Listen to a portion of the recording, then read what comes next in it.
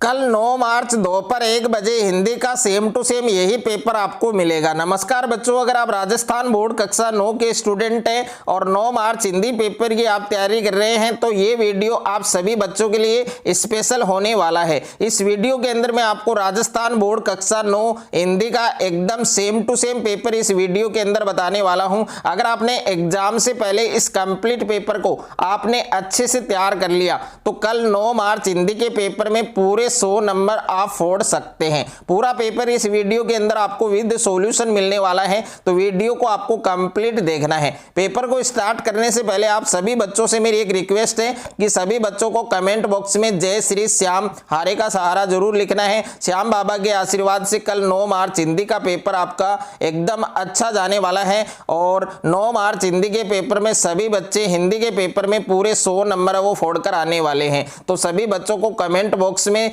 जय श्री श्याम हारे का सहारा जरूर लिखना है, किसी भी बच्चे को इग्नोर नहीं करना है और इस वीडियो को ज्यादा से ज्यादा बच्चों के साथ शेयर करना है। तो पेपर के अंदर सबसे पहले आपको अनुक्रमांक रोल नंबर यहाँ पर अंकों में लिखने हैं, यहाँ पर रोल नंबर शब्दों में लिखने हैं और पेपर में कुल आपको 16 प्रश्न दिए गए हैं और टाइम आपको 3 घंटे 15 मिनट दिए गए हैं और 100 नंबर का ये पेपर आपके होने वाला है। कक्षा 9वीं वार्षिक परीक्षा 2026 का पेपर है आपके और यहाँ पर आप QR कोड देख सकते हैं। QR कोड के नीचे पेपर का कोड आपको दे रखा है C901 और यहाँ पर पेपर का सीरियल नंबर आपको दे रखा है 1514905। यही पेपर का सीरियल नंबर और पेपर का कोड आपको कल देखने को मिलेगा। और उसके बाद में यहाँ पर आप देख सकते हैं सामान्य अनुदेश आपको दिए गए हैं। आपको ये निर्देश पढ़ने हैं। परीक्षार्थी प्रश्न पत्र के पहले पृष्ठ पर अपना अनुक्रमांक रोल नंबर लिखे और प्रत्येक प्रश्न के सामने उसका अंक बार अंकित है। तो पेपर के अंदर पहला प्रश्न आपको पूछा गया है कि निम्नलिखित गद्यांश को पढ़कर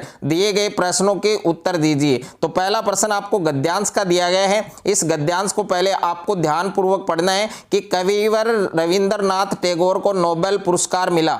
देश विदेश से बधाई के संदेश आए और उनके पड़ोसी ने उन्हें बधाई नहीं दी। टैगोर को यह व्यवहार अखरा लेकिन उन्होंने उसे भुलाने की कोशिश की पर भुला नहीं पाए। बार बार उनके सामने उसका चेहरा आ जाता था। तो ये पूरा गद्यांश पहले आपको ध्यानपूर्वक पढ़ना है। उसके बाद इस गद्यांश में जितने भी प्रश्न आपको पूछे गए हैं प्रत्येक प्रश्न के उत्तर आपको सही से देने हैं। तो गद्यांश के अंदर पहला प्रश्न आपको पूछा गया है कि रविंद्रनाथ को पड़ोसी का व्यवहार क्यों अखरा। तो इस प्रश्न का सही उत्तर आपको यहाँ पर फर्स्ट लाइन से आप देख सकते हैं। यहाँ से इसका आंसर आपको शुरू करना है कि कविवर रविंद्रनाथ टैगोर को नोबेल पुरस्कार मिला। देश विदेश से बधाई के संदेश आए, उनके पड़ोसी ने उन्हें बधाई नहीं दी। यहाँ तक आपको इसका उत्तर है वो लिखना है। उसके बाद में देखिए दूसरा प्रश्न है कि पड़ोसी के व्यवहार से टैगोर का व्यवहार है वो किस प्रकार प्रभावित हो रहा था। तो दूसरे प्रश्न का उत्तर सेकंड लाइन में आप देख सकते हैं। यहाँ से आपको शुरू करना है कि लेकिन उन्होंने उसे भुलाने की कोशिश की पर भुला नहीं पाए। बार बार उनके सामने उसका चेहरा आ जाता था पर जब जब उसके बारे में सोचते क्रोध से भर जाते। यहाँ तक आपको इसका उत्तर लिखना है। उसके बाद में देखिए तीसरा प्रश्न है कि सूर्य की किरणों में सागर किस प्रकार चमक रहा था। तो इसका उत्तर आप लिख सकते हैं चांदी के समान। किसके समान? चांदी के समान। उसके बाद में देखिए नेक्स्ट प्रश्न आपको दे रखा है कि पड़ोसी ने अपने व्यवहार की भूल किस प्रकार सुधारी। तो इस प्रश्न का उत्तर आपको यहाँ से शुरू करना है।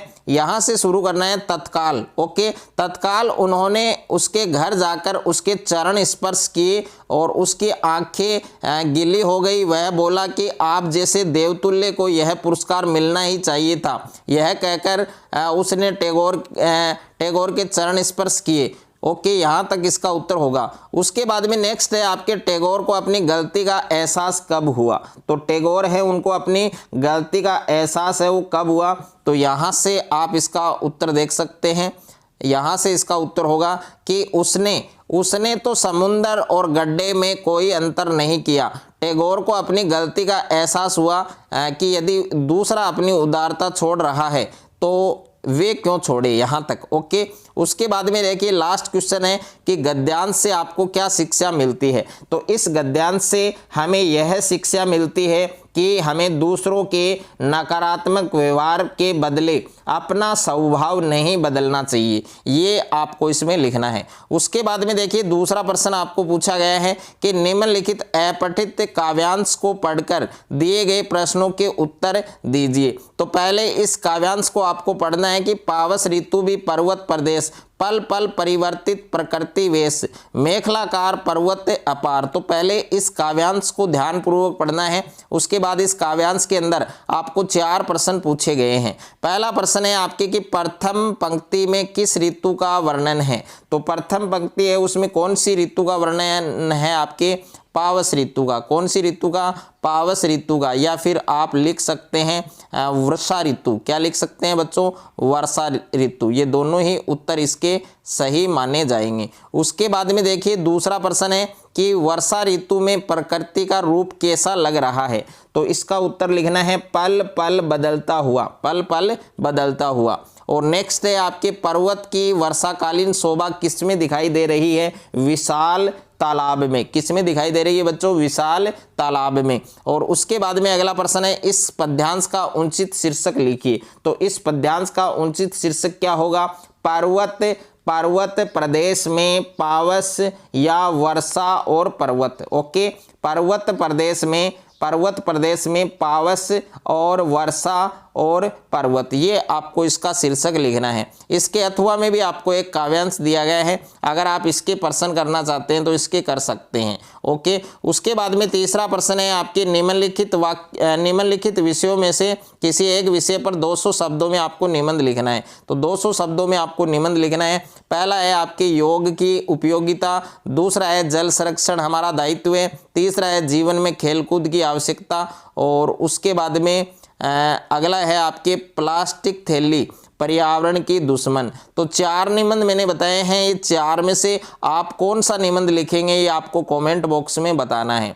4 नंबर प्रश्न है आपके कि स्वयं को राजकीय उच्च माध्यमिक विद्यालय बाड़मेर का छात्र मानकर प्रधानाचार्य को एक प्रार्थना पत्र लिखिए जिसमें अपने विद्यालय में पेयजल व्यवस्था की ओर उनका ध्यान आकर्षित किया गया हो। और उसके बाद में बच्चों अथवा में प्रश्न आपको दिया गया है कि यात्री और बस संवाहक के बीच हुए संवाद को लिखिए। और 5वां प्रश्न है उपसर्ग और प्रत्यय में अंतर स्पष्ट कीजिए। 6ठा प्रश्न है रचना की दृष्टि से वाक्य कितने प्रकार के होते हैं? 3 प्रकार के होते हैं। एक तो सरल वाक्य होता है, एक संयुक्त वाक्य होता है, एक मिश्र वाक्य होता है। उसके बाद में 7वां प्रश्न है गुणवाचक विशेषण किसे कहते हैं? उदाहरण सहित आपको समझाना है। 8वां प्रश्न है सिंह शब्द के 3 पर्यायवाची शब्द लिखिए। तो सिंह शब्द है, इसके आपको 3 पर्यायवाची शब्द बताने हैं। इसका उत्तर आपको सभी बच्चों को कमेंट बॉक्स में बताना है, और जो स्टूडेंट इसका सही उत्तर बताएगा उसका कमेंट पिन किया जाएगा। नेक्स्ट वीडियो के अंदर उस स्टूडेंट का नाम भी लिया जाएगा। उसके बाद में देखिए नेक्स्ट है आपके 9वां प्रश्न है तरणी और तरणी शब्दों के अर्थ बताइए। तो इसमें जो पहला जो तरणी है इसका अर्थ होगा बच्चों सूर्य। क्या होगा? सूर्य। ओके, और दूसरा जो तरणी है इसका अर्थ होगा बच्चों नाव। क्या होगा? नाव।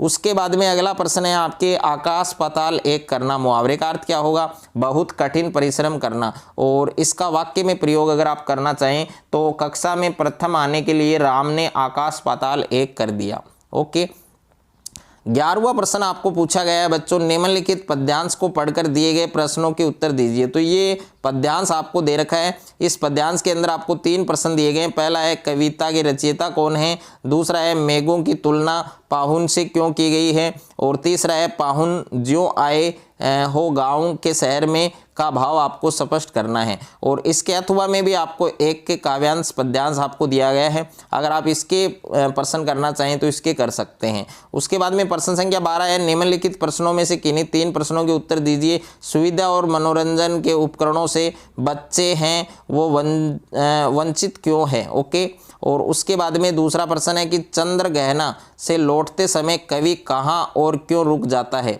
और तीसरा प्रश्न है गांव की तुलना कवि ने मरकत मणि के डिब्बे से क्यों की है, और अगला प्रश्न है कवि और कोयल की स्थिति में क्या विषमता है, ये आपको बतानी है। प्रश्न संख्या 13 आपको दिया गया है कि निम्नलिखित गद्यांश को पढ़कर दिए गए प्रश्नों के उत्तर दीजिए। तो ये गद्यांश आपको पहले पढ़ना है। उसके बाद में इसमें पहला प्रश्न है कि पंक्तियाँ किस पाठ से ली गई हैं। दूसरा है यह युद्ध भ्रष्ट है और यह किसके लिए और किस हास्य से कहा गया है। तीसरा है गुरुदेव ने लंगड़ी मैना को लक्ष्य करके लेखक से क्या कहा। इसके अथवा में भी आपको एक गद्यांश दिया गया है, तो दोनों में से एक गद्यांश के प्रश्न आपको करने हैं। प्रश्न संख्या 14 है आपके निम्नलिखित प्रश्नों में से किन्हीं 3 के उत्तर लिखिए। तो इसमें पहला प्रश्न है, क्या आपको लगता है कि 2 बैलों की कथा आज़ादी की लड़ाई की ओर संकेत करती है। दूसरा प्रश्न है, सालिम अली प्रकृति की दुनिया में एक टापू बनाने की बजाय अथाह सागर बनकर उभरे थे। इनका आज से आपको स्पष्ट करना है। और नेक्स्ट है कि सभी नदियां पहाड़ थोड़े ही तोड़ती हैं। प्रेमचंद के फटे जूते पाठ के आधार पर इसका आज से आपको स्पष्ट करना है। अगला प्रश्न है, मुख्य प्राणी मनुष्य से कम संवेदनशील नहीं होते। एक कुत्ता और एक मैना पाठ के आधार पर आपको स्पष्ट करना है। प्रश्न संख्या 15 है, रीढ़ की हड्डी एकांकी के आधार पर रामस्वरूप और गोपाल दास की चारित्रिक विशेषताएं हैं, वो आपको लिखनी है। और अथवा में प्रश्न है, जिनके पास जमीन जायदाद या अपने घर का प्रमाण पत्र नहीं हो उन्हें पुनर्वास न देना कहाँ तक उचित है। माटी वाली पाठ के आधार पर आपको सतर्क लिखना है। और प्रश्न संख्या 16 है, निम्नलिखित प्रश्नों में से किन्हीं 4 के उत्तर आपको देने हैं। पहला है, शिक्षा बच्चों का जन्मसिद्ध अधिकार है, इस दिशा में लेखिका के प्रयासों का उल्लेख कीजिए। दूसरा है, बाढ़ की खबर सुनकर लोग किस तरह की तैयारी करने लगे। तीसरा है, लेखक ने बचपन के व्यक्तित्व के किन किन रूपों को उभारा है। अगला प्रश्न है, गोपाल प्रसाद ने सरकार को अपनी आमदनी बढ़ाने का क्या तरीका बताया। अगला प्रश्न है, आपदाओं से निपटने के लिए अपनी तरफ से कुछ सुझाव आपको देने हैं।